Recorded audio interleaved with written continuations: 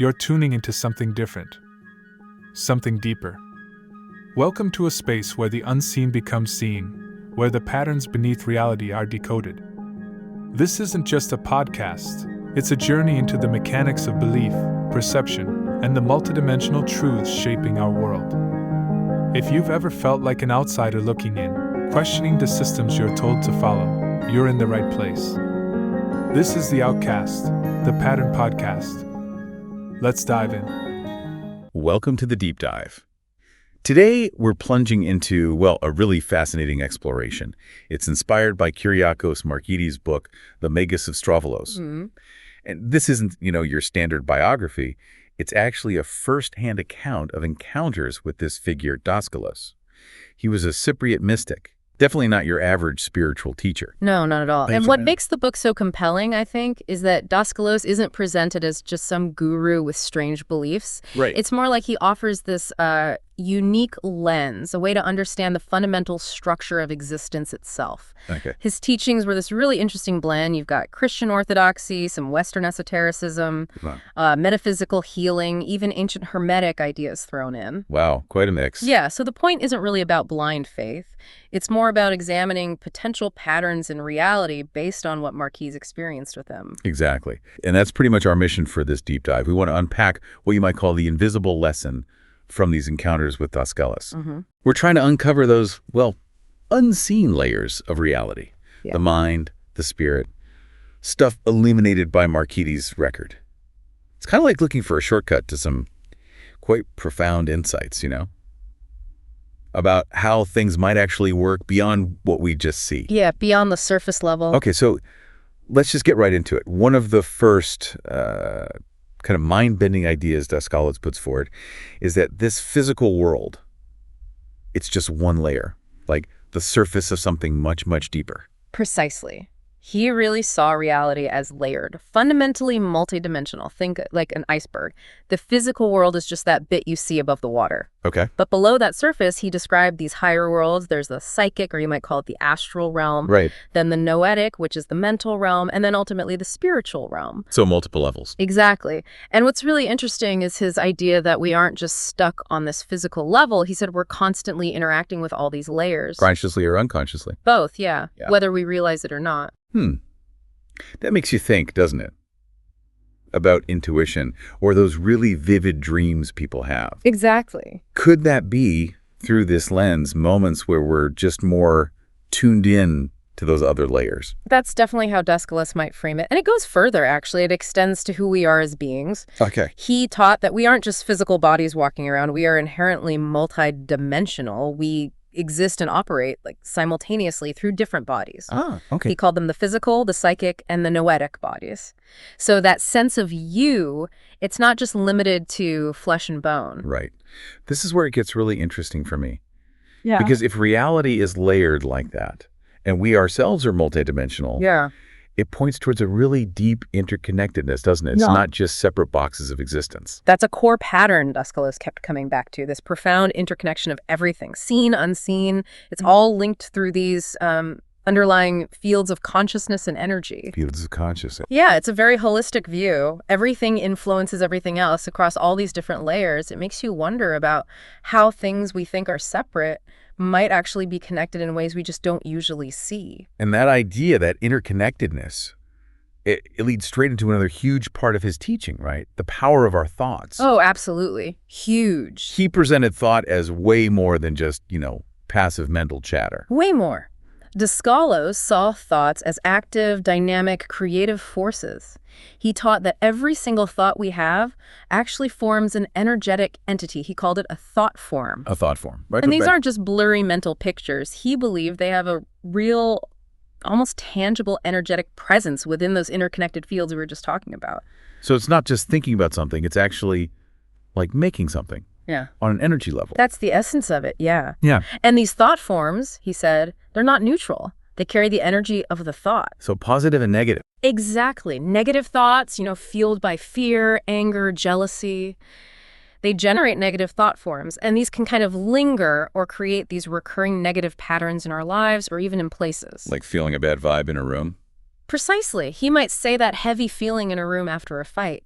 That's the palpable residue, the energetic clutter of those negative thought forms. Wow. Conversely, positive thoughts, loving thoughts, they generate thought forms that can have genuinely healing, inspiring, even protective effects. That really makes you reconsider those times when a worry just sticks. Yeah. Like it's following you around. It's not just a feeling then. Well, according to Daskalos, it's more than just subjective. It's the actual energetic structure built by those repeated, emotionally charged thoughts. It's like building with energetic bricks. Okay, I see. And this just hammers home that pattern he always pointed to, the causative power of the mind. Our internal mental world actively shapes our external experience. So what we dwell on, we kind of energize. We set it into motion energetically, yeah. It really makes you ask, are we aware of the energetic wake our thoughts are leaving behind us? Mm-hmm.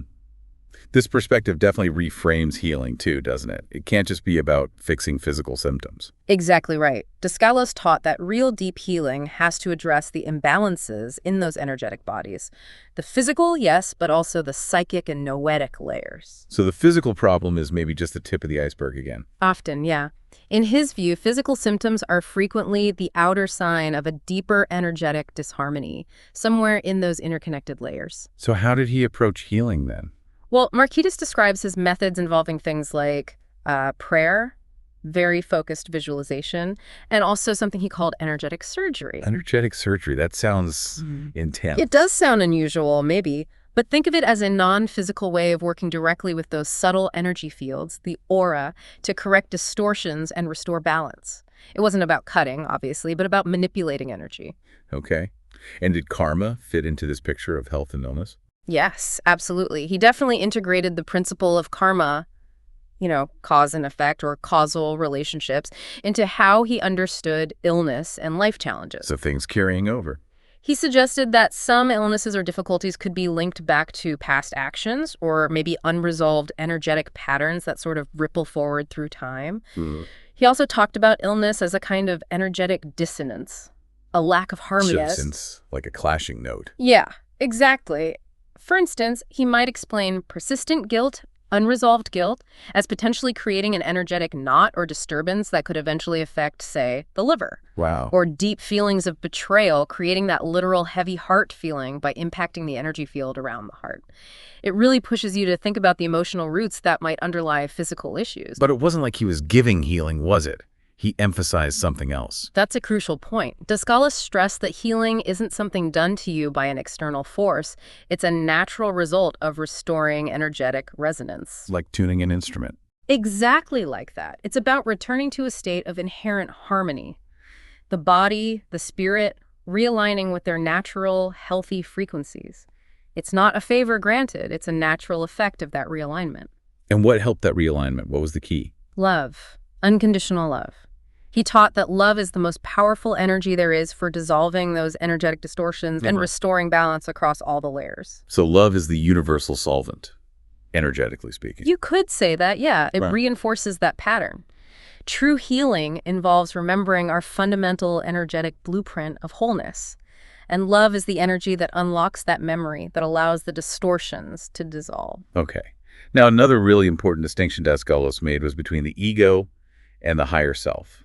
Can you unpack that a bit? Certainly. It's central to his whole framework. He described the lower self, which is basically the ego, as a temporary vehicle. It's essential, for our growth and experiences here on Earth. So the personality, our desires, fears, that stuff. Exactly. The part of us that identifies with our name, our story, our possessions, our attachments to this world.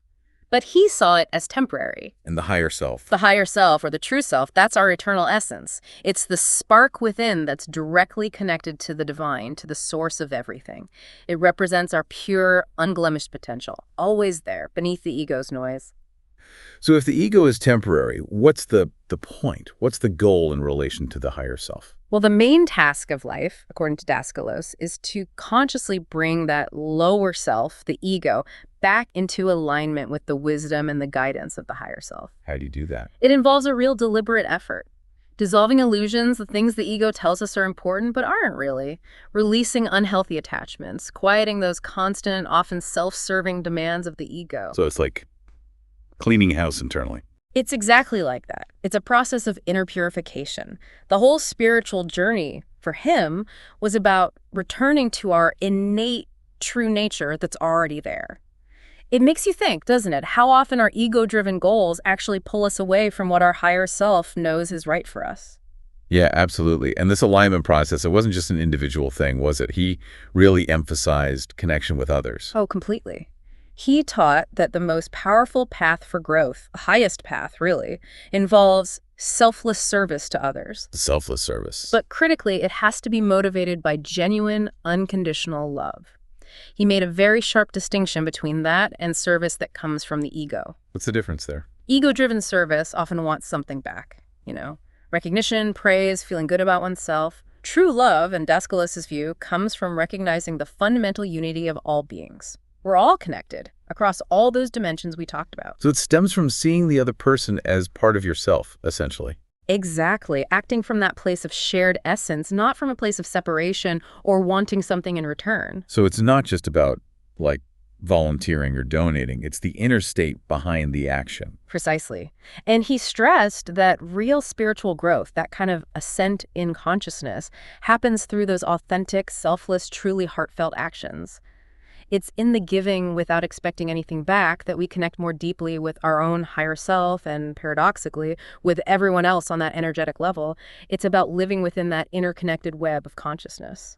Okay, so if we try to pull all these threads together from Daskalos, from the Magus of Strovolos, what's the big unifying pattern that stands out? I think the most fundamental pattern, the one the book really drills down on, is this. Energy follows thought, and consciousness organizes energy. Energy follows thought. Yeah, our thoughts aren't just passive things happening in our heads. They actively direct and shape our energetic fields. And because reality is fundamentally energetic and conscious, our thoughts consequently shape our experiences across all those layers. So spiritual evolution is about becoming aware of this process. Exactly. It becomes a conscious journey of recognizing our own energetic nature, actively choosing to align ourselves with the higher frequency, the frequencies of our true self, of love, of wisdom, and then expressing that alignment outwardly. Wow. Through service, through love, through how we interact with the world. And the difficulties, the struggles we face, how do they fit in?